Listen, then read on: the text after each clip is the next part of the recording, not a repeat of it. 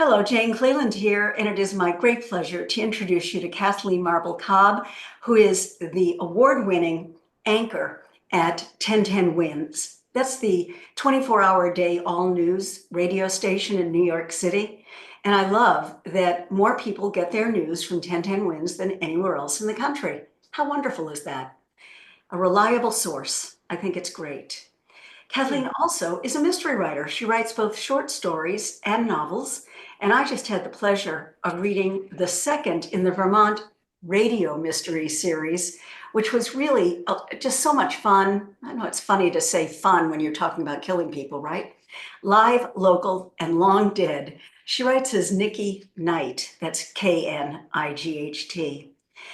And I say that because it is an ensemble cast of characters with warmth and wit and just genuine spirit and good values. And I really enjoyed it and I recommend it. Thank you so much. Thank you.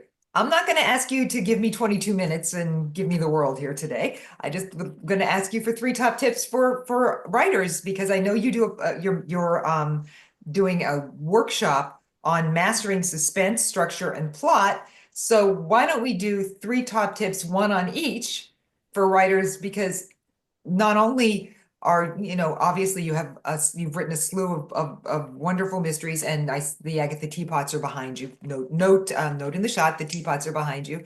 You literally wrote the book twice on writing a mystery. So let's it's the perfect time to get some quick tips for my blog readers and for writers in general. Wonderful, thank you. So we'll start with suspense. Suspense, and yes. The workshop that I'll be giving in April, this is a pre-conference workshop associated with Malice Domestic Conference, which is a wonderful conference for traditional mystery writers and fans. It's mostly a fan conference. It's a blast. It is, isn't it? And it's in Bethesda, Maryland. And my workshop is affiliated with the Malice Domestic Conference. It's in the same hotel the Thursday before. I think a lot about suspense, structure, and plot. I wrote a book on it, right? And the reason I think about it a lot is I'm always trying to improve my own writing. And what I do is I study exemplars and I look for best practices and new ways of doing things. And when I find them, I then analyze what is it they did that caught me by surprise, or why couldn't I put that book down at that chapter? And I have a whole bunch of tips about all 3 of these areas, but if I'm going to pick one, it will be to focus on the chapter level. I call it the Big Bang cliffhang structure. And even though that's a structure, I'm presenting it to you as suspense. Oh, yeah. You have to start with a big bang, something that just catapults your reader into the chapter. And then you have to end with an unanswered question. So they feel compelled to turn the page, and there's the big bang. As we answer the previous question, off we go into the new material, ending with a cliffhanger. Big bang cliffhang. That's great. That's wonderful. Now we kind of veered a little into structure with this one, but it makes perfect sense that we would. I think a lot of writers, particularly early writers, have a little bit of a problem with structure. You can get the idea of this is what it's going to be, but actually getting it down on the page and building that case for the story is very hard. What is something that people should keep in mind as they do that? Absolutely. Yes, we veered into structure, but I think it's important that we stress that all 3 of these, suspense, structure, and plot, are interwoven, that these are 3 of multitude of elements that you have to be good at in order to write a publishable book. And when you end on a cliffhanger, you're building suspense. Now, in terms of structure, here's a good tip. There are 2 kinds of structures. There's linear and nonlinear. Linear structure is chronological. It begins at the beginning, makes its way through the middle, ending up wherever the story ends. And an important point as you think about using a linear structure is that your book or short story, your book doesn't begin where the story begins. Your book begins at some other point that is going to catapult the reader into that story. Everything that happened before is called backstory, and we generally want to avoid it as much as possible. We'll talk about, in the workshop, we'll be talking about how to layer in backstory. No info dumps. Say it again. No info dumps. No info dumps. Oh, no, no info dumps. I'll give you a tip on how to do backstory. It's one of my favorites. It's called the Hank Tuck. Don't you love the name right there? I love that. The Hank Tuck. It's from Hank Phillippi Ryan. Hank tucks backstory in to something else that's happening. The character sees a poodle walking down the street, an owner walking the poodle down the street, and it reminds her of the poodle she used to own back in Indianapolis. Right. That's so She yeah. just tucked it in. Exactly. I think some writers that I read just do that intuitively. You just see it and you don't even realize they're doing it. It's so well, and I'm sure they think about it as they're doing it, but I don't even notice it. I just go, oh, yeah, that makes sense. That happened. Exactly. When it works, it really works. But I'm going to object to your use of the word intuitively. It Okay. may be some lucky or very smarter than me people do it intuitively, but I suspect most of them did it quite consciously Yeah. and made it look easy. Yeah, it's just like to some degree, writing is just like anchoring. If you think I'm just throwing it off, then I'm doing it right, even though I'm working really, really hard. And it's the Exactly. same thing. The seams don't show. If the seams don't Exactly. show, we're doing it right. Exactly. Yep, that's right. A nonlinear structure is something else. It could be multiple time frames. It could be, um, let me give you an example of multiple time frames, and then I'll give you an example of a different approach that's nonlinear.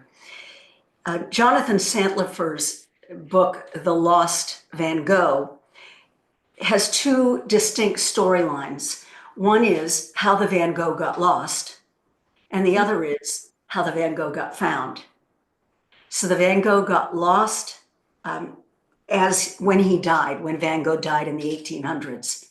And it's found when some modern day contemporary young adults find it in an antique selling barn kind of place in Westchester County, New York. Beautiful, woven together in such an elegant manner that you are deeply invested in both stories. And then when they weave together, and I must say it's one of the best final twists ever, it made me smile. It's like, wow, the skill it takes to do that. I just hearing you say that I'm in awe because I kind of wonder if for most for early career writers, people are getting off the ground, if linear structure at some level is probably more safer and more comfortable, because if you don't, if you're going to do that kind of thing, you got to land it. That's right. And the way I always think of it is if you haven't got a good reason to do something else, use linear. Don't get fancy for fancy's sake. You only do it if there's really a compelling reason. Now, another kind of nonlinear structure is where you use categories in some way. For example, let's say we're writing a family saga, and the woman, the matriarch of this family was a quilter. And periodically she would give one of her quilts to various branches of the family, her children, maybe her sister, maybe her nieces, nephews, like that. Well, she dies, and each branch of the family gathers together to celebrate her life and brings their quilts. And each quilt is the jumping off point for a story, because quilts have names. So Right. it could be one, the Seashore Delight, is when they had a very important and pivotal summer vacation, and so on. That would be a Oh, nice. that's a short story anthology right there. That I can see an idea for an anthology right there. Somebody should do that. That's really cool. Yeah, absolutely.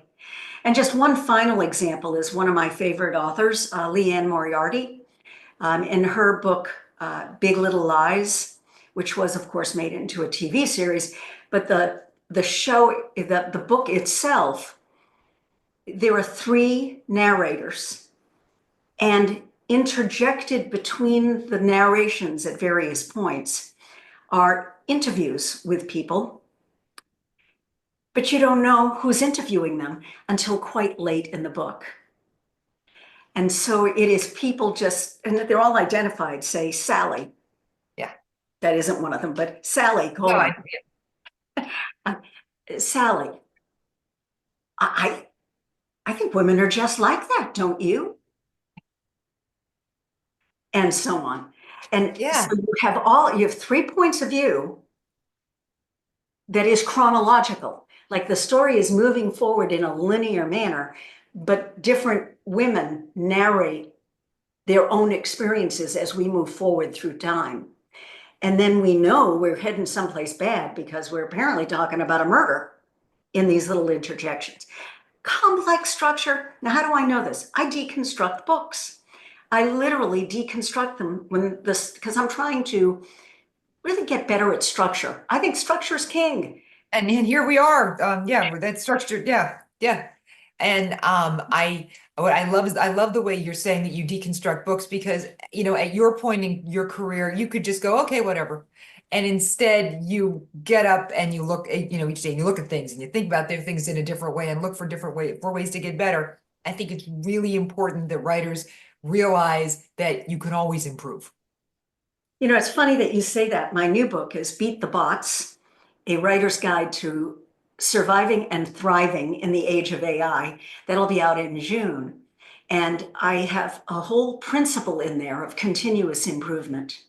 So you're saying that we need to improve. I think it has to be continuous. If we Mhm. want to keep selling our books, we have to bring our humanity, our empathy, our understanding of a particular point of view, because bots, artificial intelligence is derivative. Absolutely. It Absolutely. can I mean, only that's put out what it has in. Yeah, that's one thing we always say about live radio that, the next show you get another chance to do it better. Or, and we do, we think of it that way. It's the same kind of thing. And that an AI can't do it the way we do it because we bring our humanity to telling the story. And it's the same thing with fiction writing. You need to bring your humanity to that story. And there's, you can always get better. Ah, perfect. Plot. Okay, so plot. Yes. I really like to stay away from the whole plots or pantser debate because everybody has their own approach. But what's something people really need to keep in mind as they're building that plot? There's two ways to plot. You plot, and then you figure out what kind of people would do those things. Or you figure out the people you want to write about, and then you figure out what those people would do. That's me. There's No, not a right or I'm character driven. there's not a right or wrong about it. And I can tell you're character driven because the characters just really spring off the page in your book. It's really wonderful spending time with them. I, on the other hand, am plot driven, and I have to be mindful that the But you're so good at characters. structure. So you're so good at that. Yeah, everybody's good at different things. We have to know what we're good at and do more of that, know what we're not so good at, and figure out how to get better, how to mitigate the weakness, and so on. I designed this thing called Jane's Plotting Roadmap, Mhm. and it has two side roads, two secondary highways. Those are your subplots. And when I use it, I think of it as a through line plot device. Because here at the beginning, you are catapulting into the story. At the end, everything is tying up nicely in a little bow, or not, if you're going to leave it with an ambiguous ending. That's author's choice. But periodically, you have to have I call them TRDs. You have to have plot twists happen. And TRD, that stands for a plot twist, which is unexpected, but not the opposite. An R is a reversal, unexpected and the opposite. And the D is a moment of heightened danger, which could be physical, emotional, mental, or spiritual. The more often you insert a TRD, the faster the pace. Right. Again, there's no right or wrong. It depends on the genre you're in. If it depends on reader expectations, depends on the story you're telling. That's a good point about the reader expectations, because I actually was writing about content in a piece on craft not long ago myself. The idea that reader expectations are entirely different, say in a cozy mystery where people will turn off immediately with certain things, versus a thriller where, you can kill the kid and the dog and the cat and most of the town, and people will ride with you because that's what they're expecting. That's right. That's right. And it behooves writers to think of themselves as entertainers. You are writing to please your audience, I as love that. opposed to where it becomes a cathartic process for yourself. Again, there's nothing wrong with it, but if you want to write a publishable book, if you want to sell it, be mindful of your readers and their expectations. That's great. That's a wonderful insight. Thank you so much. Well, thank you. And And if people want more, what should they do? if people want more, all of this and more will be covered in the full day in-person workshop. The way I'm organizing it is I'll have a little lecturette, kind of the little things we've been doing here, and then there'll be an exercise. It'll be hands-on, and then we'll debrief. And in the debriefing, we'll gain new insights about how people apply the lessons. I'm very focused on the how-to, not just the what to do, but how to do it. And we'll move from suspense to structure to plot. I would also suggest people take a look at the book. It's been on Amazon's bestseller list for years now. I think it's still in the top 50 or top 100. I think it's 8 years after publication, something like that. Wow. So it's done well. It's doing well. Dan Brown recommended it. Louise Penny, David Baldacci. I'm really very honored by their endorsements. I also have written Mastering Plot Twists for people who want to know more about the actual plotting process. And because I do plot, I see the value in it, but I want to make another important point, and that is that all of my ideas are intended to be guidance, suggestions, not a straitjacket. Some people use my plotting roadmap to demark 2 or 3 key points along that highway. Other people, it becomes a very detailed sketch with all of the TRDs, the plot twist, plot reversal, moment of heightened danger, delineated. No right or wrong, different. I hope people can join the workshop. It'd be a pleasure to work with people in person. This is, I think, my first full day in-person workshop since before the pandemic. Yeah. So I'm so excited to be doing it, and I hope people Yeah, you've been doing these wonderful, and I don't get to them often enough because they happen on Saturdays when I'm on my way back from work. But you do these wonderful sessions that are just online sessions on Saturdays, and I used to do during the pandemic. I did a lot of them because they're just wonderful, and those are Oh, also thank you. absolutely terrific. Just Thank you really so great. much. Yeah, my monthly webinars. Um, Yes, and please, everybody, do go to my website, janecleland.com. You will find all of the events listed, including the monthly webinars. And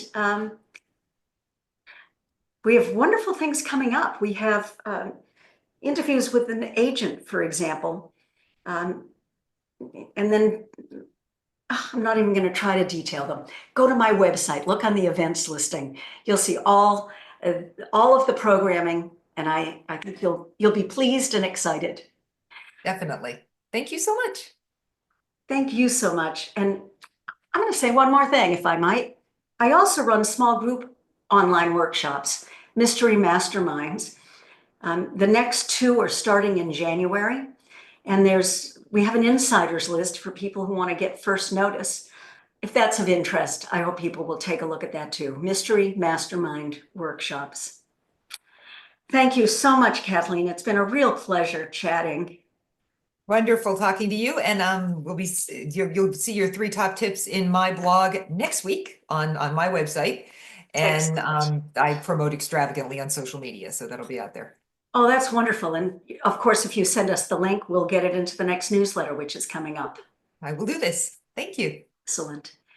Bye, everybody. Thank you. And I hope everyone finds great strength and solace from reading and writing. Take care, everyone.